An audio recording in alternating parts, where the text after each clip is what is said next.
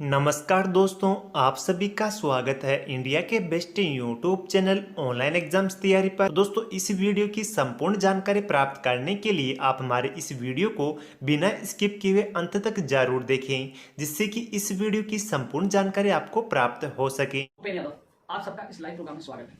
साथियों, आज का लाइव बड़ा महत्वपूर्ण है आज की पूरी घटनाक्रम को लेकर और आने वाले आंदोलन की रूपरेखा को लेकर ये आज का लाइव है। साथियों, जो शहीद स्मारक पर कई साथी हमारे डटे हुए हैं और पूरे दिन पर डटे रहे और मैं शहीद स्मारक पर क्यों नहीं पूछ पाया, इस लाइव में मैं आपको जवाब दूंगा, क्योंकि हर बात का जवाब मैं आप लोगों को दूंगा। भूपेन यादव खुद का नुकसान कर सकता है, लेकिन मेरे प्रदेश का बेरोजगार का नुकसान नहीं होने दूंगा। मैं अपनी जान दे दूंगा, लेकिन कभी भी मेरे कर्तव्य से, मेरे वादे से कभी पीछे नहीं हटूंगा। मैं 9 साल से लगातार युवा बेरोजगारों के हित के लिए लड़ता आया हूँ और हमेशा लड़ता रहूंगा। मुझे पता है कि साथियों क्या घटनाक्रम है उसके बारे में आपको अवगत करवाना जरूरी है, और उसके बाद शहीद स्मारक में मैं किस कारण से नहीं पूछा वो भी आप लोगों को बताना जरूरी है, और आगे हम आगे क्या करने वाले हैं ये भी आप लोगों को बताना जरूरी है। साथियों, आप लोग ज़्यादा से ज़्यादा लोगों के पास ये मेरा वीडियो शेयर करें। आप भी जो जितने लोग जुड़े हुए हैं आप शेयर करते रहिए, क्योंकि प्रदेश के तमाम बेरोजगारों तक ही मेरा लाइव ये वीडियो जाना चाहिए। साथियों, जो आंदोलन का जो आगाज हमने किया था, जो हमने ऐलान किया था, साथियों कल रात को ही मेरे पास पुलिस प्रशासन के फोन आने लगे थे। रात को 11 बजे फोन आया। हालांकि दिन में जब मेरे पास फोन आया था, दिन में ये कहा गया कि भैया कांग्रेस का प्रोग्राम है, आप जो 10 बजे का आपका प्रोग्राम है वो कैंसिल करो, आपको 10 बजे का प्रोग्राम कैंसिल करना पड़ेगा, आपको बाहर का समय दिया जाएगा। मैंने कहा मैं समय चेंज नहीं करता। करीब वो 3-4 बजे हो गए जब मैं ऑफिस में बैठा था, तो पुलिस प्रशासन का फोन आया। करने के बाद हमारे बीच में तय हुआ था कि 1 बजे के बाद आप कभी भी आ सकते। तो साथियों, मैंने लाइव में आपको कहा था 12 बजे के बाद कभी भी आ जाना। 1 बजे का मैंने ट्वीट करके आप लोगों को बता दिया था। तो ये जरूर था कि आंदोलन दबेगा नहीं। मैंने साफ कह दिया, मेरे प्रदेश के युवा घर से निकल चुके, आंदोलन नहीं रुकेगा, आपको जो करना वो करिए। ये आंदोलन न मैं कुछ नहीं दूंगा और न रुकने दूंगा। जब मैं सुबह उठा तो मेरे मकान मालिक ने कहा पुलिस आई हुई है। सबसे ज़्यादा मैं धन्यवाद देना चाहूँगा साथियों, आप लोगों ने इतना सहयोग किया, लेकिन मेरे मकान मालिक का जो लड़का है, जो एडवोकेट है, और आंटी जी अंकल, उन्होंने घर में घुसने तक नहीं दिया।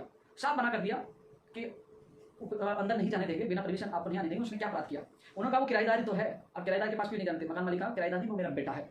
मैं किसी भी हालात से, क्योंकि स्थिति ये होगी तो मैं मकान के ऊपर से आता तो छत पे भी पुलिस वाले, छत के ऊपर भी पुलिस वाले थे, चारों तरफ चप्पे चप्पे पे पुलिस थी। डिप्टी था, एसओ था, और चारों तरफ गाड़ी थी, चारों तरफ से मुझे पैक कर रखा था।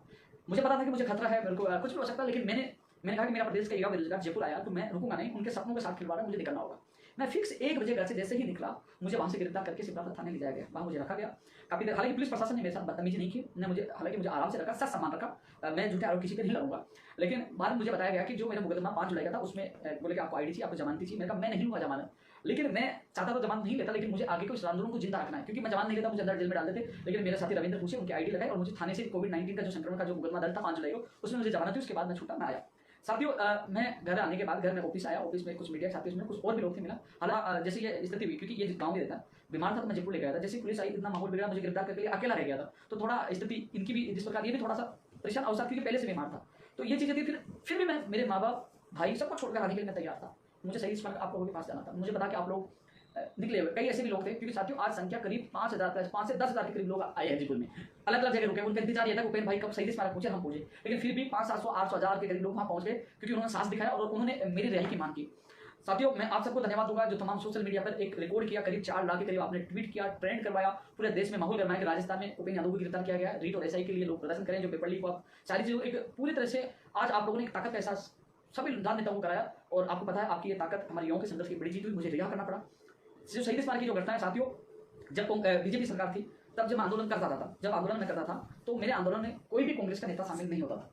क्यों नहीं होता था साथियों? इन राजनीतिक पार्टियों की सरकारों की पॉलिसी होती है, यदि कोई राजनेता आपके साथ आएगा तो तुरंत आरोप लगाते हैं, आंदोलन को खत्म करने में टाइम नहीं लगाएंगे, ये तो उस पार्टी के सारे पे काम कर रहा है। जब मुझे पता चला कि एबीवीपी के छात्र नेता वहां मौजूद थे, वो उस आंदोलन का नेतृत्व कर रहे थे, ऐसी स्थिति में मैं जाता तो मेरे को आरोप लगता है कि एबीवीपी या बीजेपी के कहने पे मैं कर रहा हूं, क्योंकि मैं इस आंदोलन को जिंदा रखना चाहता हूं। पहले दिन से बिना गैर राजनीतिक पार्टी, बिना गैर राजनीतिक मंच यानी कि शुद्ध बेरोजगारों के साथ मैं आंदोलन करता रहा हूं।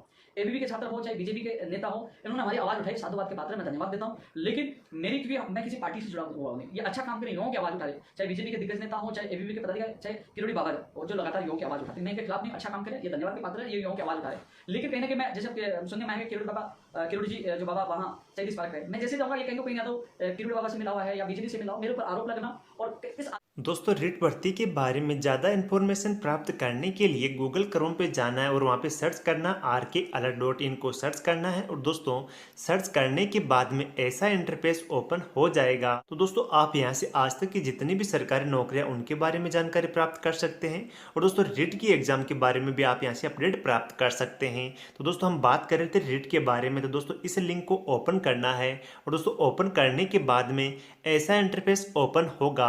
तो दोस्तों आप यहाँ से रीट से संबंधित जितनी भी लेटेस्ट अपडेट है, जितनी भी क्यूरी है, ये आप यहाँ से देख सकते हैं। तो दोस्तों वीडियो कैसा लगे ये कमेंट के माध्यम से जरूर बताइएगा, और दोस्तों वीडियो अच्छा लगे तो इसे लाइक कीजिएगा, ज़्यादा से ज़्यादा अपने यार दोस्तों और मित्रों के पास से शेयर जरूर कीजिएगा, जिससे कि हमारे इस वीडियो का और इस सूचना का बेनिफिट अपने दोस्तों को भी दे सकते हैं। और दोस्तों अभी तक आपने हमारे इस यूट्यूब चैनल को सब्सक्राइब नहीं किया तो आप हमारे इस यूट्यूब चैनल को सब्सक्राइब जरूर करें। साथ में जो बेल आइकन बनता है उसे प्रेस करने के बाद जो ऑल का ऑप्शन बनता है उसे सेलेक्ट जरूर करें, जिससे कि जो भी मैं नया वीडियो लेके आऊँ उसकी नोटिफिकेशन सबसे पहले आपको प्राप्त हो सके और आप ज़्यादा से ज़्यादा बेनिफिट प्राप्त कर सकें। थैंक यू दोस्तों। जय हिंद, जय भारत। Thanks for watching. जो शहीद स्मारक की जो घटना है साथियों, जब बीजेपी सरकार थी तब जब मैं आंदोलन करता था, जब आंदोलन में करता था तो मेरे आंदोलन में कोई भी कांग्रेस का नेता शामिल नहीं होता था। क्यों नहीं होता था साथियों? इन राजनीतिक पार्टियों की सरकारों की पॉलिसी होती है, यदि कोई राजनेता आपके साथ आएगा तो ये तुरंत आरोप लगाते हैं, आंदोलन को खत्म करने में टाइम नहीं लगाएगी, ये तो उस पार्टी के इशारे पे काम कर रहा है। जब मुझे पता चला कि एबीवीपी के छात्र नेता वहाँ मौजूद थे, वो उस आंदोलन का नेतृत्व कर रहे थे, ऐसी स्थिति में मैं जाता तो मेरे ऊपर आरोप लगता है कि एबीवीपी या बीजेपी के कहने पे मैं कर रहा हूँ, क्योंकि मैं इस आंदोलन को जिंदा रखना चाहता हूँ। पहले दिन से बिना गैर राजनीतिक पार्टी, बिना गैर राजनीतिक मंच यानी कि शुद्ध बेरोजगारों के साथ मैं आंदोलन करता आ रहा हूँ। एबीवीपी के छात्र हो चाहे बीजेपी के नेता हो, इन्होंने हमारी आवाज उठाई, साधुवाद के पात्र है, मैं धन्यवाद देता हूँ। लेकिन मेरी, क्योंकि मैं किसी पार्टी से जुड़ा हुआ हूँ नहीं, ये अच्छा काम करें, युवाओं की आवाज उठा रहे, चाहे बीजेपी के दिग्गज नेता हो, चाहे एबीवीपी के पदाधिकारी, चाहे किरोड़ी बाबा जो लगातार युवाओं की आवाज उठाते, मैं इनके खिलाफ नहीं, अच्छा काम करें, ये धन्यवाद के पात्र है, ये युवाओं की आवाज उठा रहे। लेकिन कहीं ना कहीं मैं, जैसे अब सुनने में आएंगे किरोड़ी बाबा, किरोड़ी जी जो बाबा वहाँ शहीद स्मारक पे, मैं जैसे जाऊँगा ये कहेंगे उपेंद्र यादव किरोड़ी बाबा से मिला हुआ है या बीजेपी से मिला हो, मेरे ऊपर आरोप लगना और इस आंदोलन खत्म होना। क्योंकि मैं कल एक बार हमारे जो संगठन के पदाधिकारियों की मीटिंग करके कल मैं बड़े आंदोलन के ऐलान कर रहा हूँ, पुलिस बड़ी संख्या में लोग आते, तो हमने पहले तय कर लिया था कि हम लोग सिविल लाइन्स में कूच करते और वहाँ सिविल लाइन्स में ही जाके हम धरना देते जब तक हमारी मांगे पूरी नहीं हो जाती। उनको पूरा पता था कि इस बार बड़ा कुछ होने वाला, क्योंकि 10 तारीख को, 20 तारीख को हम चले गए, 22 तारीख को हम चले गए और हमने 8 तारीख की लड़ाई का ऐलान किया था, आपने मेरा लाइव में भी देखा होगा। तो पुलिस प्रशासन को पूरा एहसास था कि इस बार बड़ा पंगा होगा, उससे पहले ही चारों तरफ से नजरबंदी कर दी गई। मैं घबराया नहीं, फिर भी मैं आप लोगों के लिए निकला। मुझे लिखित में भी लिया गया है कि भविष्य में आप बिना परमिशन कोरोना गाइडलाइन में आप कोई भी आंदोलन नहीं करोगे, लिखित में मुझसे लिया गया है। लेकिन मुझे एक बार नहीं 1000 बार जेल में डालेंगे, मैं दबूंगा नहीं, न झुकूंगा। मेरे युवा बेरोजगार के लिए मैं लड़ूंगा। जो तमाम लोग साथी, जो मेरे साथी जो मुझसे जुड़े, मुझे अच्छी तरह जानते हैं, वो सब समझ गए होंगे मेरी रणनीति को। क्योंकि अब पुलिस प्रशासन का कहना है कि आप आंदोलन से पहले आपके डेलीगेशन को हम मुख्यमंत्री जी के अधिकारियों से मिलाएंगे। कल वो मुझे मिलवाने के लिए भी कहना है, मैं कल जाऊंगा, उनको अवगत कराऊंगा।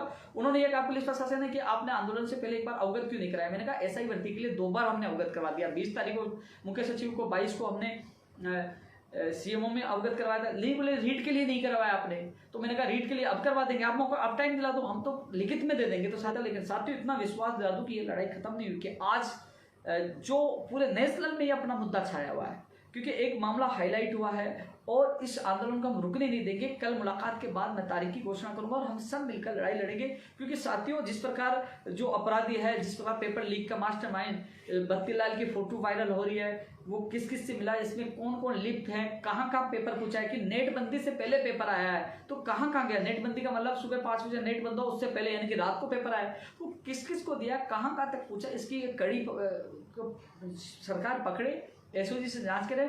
क्योंकि पेपर मुझे लगता है जिस प्रकार 1-2 दिन पहले आया था, कहीं ना हजारों की संख्या में, मान लीजिए किसी कोचिंग वालों को भी दे दिया होगा, तो कितने लोगों तो गया। और इसके अब सबसे बड़ा सवाल है साथियों, इसकी तय तक, क्योंकि इसमें अब रोचक हो गया कि कहीं ना कहीं किसी राजनेता का संरक्षण इन लोगों को प्राप्त है और हम सब मिलकर पीछे पड़ेंगे तो उस राजनेता का चेहरा भी बेनकाब होगा और कड़ी से कड़ी जुड़ेगी, तो वो तमाम लोग जेल भी जाएंगे। और साथियों हम सब मिलकर, आज पहले एसआई में हुआ, फिर रीट में हुआ और फिर अब पटवारी अन्य भर्तियों में होगा, तो हम सबको लड़ना होगा कि सख्त से सख्त गैर जमानती कानून बने।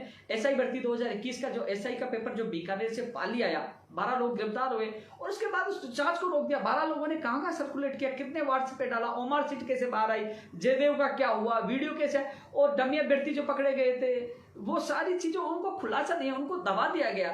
कम से कम उसकी जांच में पता चलता कि कौन इसके पीछे है। और वैसे ही रीट में अब दबाया जा रहा था, उन 6 लोगों को गिरफ्तार कर दिया गया। साथ ही आप सोचिए कि 6 लोग जो गरीब परिवार साथी अभ्यर्थी हैं जिन्होंने पेपर देरी से पूछने का उन्होंने मामला उठाया, उन्होंने कहा कि नकल हो रही है, उनको राजकार्य का मुकदमा दर्ज कर दिया। उन 3 बेटियों का जो बिलक बिलक कर रोती रही, वही नहीं, इसके अलावा कई परीक्षा सेंटर पे कई ऐसे अभ्यर्थी हैं जो 1 मिनट लेट पूछे उनको रो दिया गया, और जो 1-1 घंटे तक पेपर लेट पूछा है उनको केवल निलंबन किया, उनको बर्खास्त क्यों नहीं किया। तिलक पीजी कॉलेज बस्सी का मामला हो, अब हर कई जगह पेपर खुले आए, तो सारी चीजों के लिए न्याय आप लोगों को मिले। साथियों तह तक जाएंगे। कई लोग ऐसे कह रहे हैं जो 135-30 नंबर लेके आ रहे हैं रीट में, वो कह रहे हैं कि और ऐसा ही में भी कि हमारे अच्छा पेपर हो गया, उपेंद्र यादव जी हमें बख्श दो। कुछ लोगों के मुझे मैसेज दिखे, हालांकि साथियों उन लोगों को मैं कहना चाहूंगा मैं आपके साथ हूं, मैं आपके खिलाफ नहीं हूं। मैं उन लोगों को नहीं बख्शना चाहता हूं जो इस तंत्र में जुड़े, भ्रष्ट है, जिस राजनीति से जुड़े, उनका मैं पर्दाफाश करना चाहता हूं। भविष्य में किसी के साथ गलत नहीं हो। और रही बात जब जांच होगी, जब एसओजी जांच करेगी, हम सबका दबाव होगा, आप भीड़ तंत्र का दबाव होगा, निष्पक्ष जांच होगी। जैसे डिग्री में जांच हुई थी और वो पेपर रद्द करना पड़ा था, उनके पास सबूत आए थे, तो वो पूरी जांच होगी तो आपके सामने भी आ जाएगी, आपको पता लग जाएगा कि इन्हें कितने हजारों को सर्कुलेट कर दिया, हजारों को सर्कुलेट करेंगे, तो साथियों फिर आपका भी नंबर नहीं आएगा। इसलिए आप भी इस लड़ाई में साथ हो कि निष्पक्ष एसओजी से जांच हो, कम से कम वो अपराधी पकड़े जाए। कौन कौन साथ है, तो दूध का दूध और पानी का पानी हो जाए, क्योंकि इन युवाओं को न्याय मिलना बहुत जरूरी है, जो कई सालों से तैयारी कर रहे थे रीट के लिए, कई सालों से तैयारी कर रहे थे। साथियों कई लोग मैसेज कर रहे हैं भर्ती रद्द होनी चाहिए। साथियों जब ये पूरे तंत्र के सारे लोग पकड़े जाएंगे, सारे लोगों तक पता, इन लोगों के पास पेपर गया, पूरी चीजें खुलासा हो जाएगा, तो आपको पता सब बंडाफोड़ होगा, राजनेता का नाम आएगा, सब तो ही दोनों भर्तियां रद्द हो जाएंगी। जब ये चीज पकड़ी जाएंगी और सारी चीजें खुल के आ जाएगी, ये पेपर कहाँ कहाँ तक पहुंचा है, सारी चीजें कनेक्शन जुड़ जाएगा, तो कहने की जरूरत नहीं, इनको सरकार को पेपर रद्द करना पड़ेगा, क्योंकि सारा खुलासा हो। लेकिन खुलासा करवाने के लिए, इनको पकड़वाने के लिए हमें भीड़ तंत्र यानी कि हमें आवाज बुलंद करनी पड़ेगी। साथियों आज पूरे प्रदेश की मीडिया ने इतना सपोर्ट किया, मैं पूरी मीडिया का हाथ जोड़कर धन्यवाद देता हूं कि आप लोगों ने पूरा सपोर्ट किया। लेकिन एक चीज और बता दूं, कई लोगों को गलतफहमी कि उपेंद्र यादव को जेल में डाल दिया तो उपेंद्र यादव घबरा गया, डरता किसी के बाप से नहीं, सीना ठोक के कहता हूं लड़ूंगा, हार नहीं मानूंगा। मेरा छोटा भाई बीमार था या मौजूद था, घर वाले परेशान थे, फिर भी इतना हौसला है कि मेरी वजह से मेरे परिवार के माँ बाप, मेरे माँ बाप रो सकते हैं, लेकिन मैं लाखों बेरोजगारों के माँ बापों को रोने नहीं दूंगा, उनके विश्वास पे खड़ा उतरूंगा। मुझे उन बेटियों के आंसू, मुझे उन 6 बेरोजगारों की पीड़ा, उनके परिवार के सदस्य, तब मैंने ऐलान किया था कि नहीं 30 तारीख को बड़ा कुछ होगा, और फिर भी मैं दुखा नहीं, मैं घर से निकला मदमस्त होकर, सीना तान के निकला। हाँ गिरफ्तार करना तो करिए, गिरफ्तार किया, लेकिन आप युवाओं की ताकत के आगे मुझे रिहा करना पड़ा, ये सबसे बड़ी आपकी जीत है।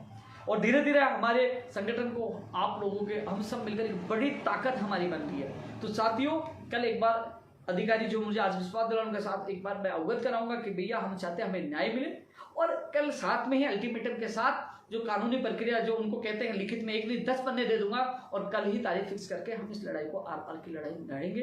क्योंकि जांच होगी तो कई बीच में बड़े बड़े लोगों का जो संरक्षण दे रहे नेताओं का, उनका पर्दाफाश भी होगा, और इस लड़ाई को हम सब मिलकर लड़ेंगे। जो लोग मैं शहीद स्मारक क्यों नहीं आया और मैं क्यों नहीं जा रहा, ये चीज का जवाब आप लोगों को मिल गया होगा। हालांकि जो आंदोलन कर रहे हैं अच्छी बात है, आंदोलन कर रहे हैं तो हमारी इन मांगों को, मेरे प्रदेश की बेरोजगार की मांगों को बल मिल रहा है, हमें मजबूती मिल रही है, हमारे संघर्ष में कोई साथ आ रहा है, उसका स्वागत है। बहुत बहुत धन्यवाद, आप सहयोग कर रहे हो, हमारी संघर्ष को बहुत बड़ी मजबूती मिलेगी। लेकिन मेरे साथ जाने के बाद हमारा आंदोलन कमजोर कर दिया जाएगा कि ये उनसे मिला। जब मैं निष्पक्ष रहूंगा, मेरे साथ निष्पक्ष शुद्ध बेरोजगार रहेंगे, तो कहीं ना कहीं मेरा आंदोलन, मेरा मतलब हम सब का आंदोलन, हम मेरे सारे तमाम बेरोजगार आंदोलन मजबूत रहेगा, और कहीं ना कहीं वो मांग भी पूरी हो पाएगी। क्योंकि कई बार आपने देखा होगा, पहले भी कई आंदोलन हुए तो ये कहते थे उन आंदोलनों को कुचल दिया गया कि ये तो किसी राजनीतिक पार्टी से प्रेरित है। तो साथियों मुझे, मेरा दिमाग, मेरा सारी रणनीति ये रहती है कि मुझे ये नहीं कहने प्रकार है मेरे युवा बेरोजगार का काम कैसे करवाना, उनका काम करवाने के लिए मुझे कोई सी भी रणनीति, मुझे मेरी जान देनी पड़े तो मैं पीछे नहीं हटूंगा। मेरे लिए मेरा युवा सबसे पहले, युवाओं के अधिकारों के लिए मैं पीछे कभी पहले भी नहीं हटाता, न अब हटूंगा। मैं खुद का नुकसान कर सकता, ऐसे जिसे निष्पक्ष जांच नहीं हो जाए, हम लोग इस आंदोलन को समाप्त नहीं होने देंगे, न कुचलने देंगे, लड़ेंगे। तो सभी साथियों से मेरा निवेदन है, तमाम लोगों तक ये मेरा लाइव पूछाए, और भर्तियों के लोगों से ये कहना चाहूंगा कि जो कल पंचायत राज एलडीसी भर्ती 2013 का धरना है, मैं 12 बजे वहां पूछूंगा। केवल पंचायत राज एलडीसी भर्ती के जो अभ्यर्थी वो इकट्ठे हुए, उन्होंने प्रोग्राम रखा, मुझे भी आमंत्रित किया, तो कल 12 बजे मैं शहीद स्मारक उनके धरने में जाऊंगा। इसके अलावा जो और अन्य भर्तियों के लेकर भी मैं कल जाऊंगा, तो उनको वो वादा याद दिलाऊंगा। मुझे पता है कि प्रदेश के तमाम बेरोजगार, चाहे चिकित्सा विभाग हो, शिक्षा, मुझे सब पता है। मैं कुछ दिन से मैं 30 तारीख के आंदोलन की वजह से बिजी था, तो आपकी भर्तियों को लेकर मैं आपका लाइव में जवाब भी नहीं दे पा रहा हूँ। लेकिन जैसे मैं अगली बार आऊँगा आपकी हर बात का जवाब दूंगा, आपके लिए क्या आपकी स्थिति है, क्या कौन सी भर्ती है उसका भी जवाब दूंगा। लेकिन सबसे बड़ी बात है, आज सब लोगों ने सोशल मीडिया पर अपनी भर्ती को भूलकर एक ही आवाज थी, उपेंद्र भाई को रिहा किया जाए।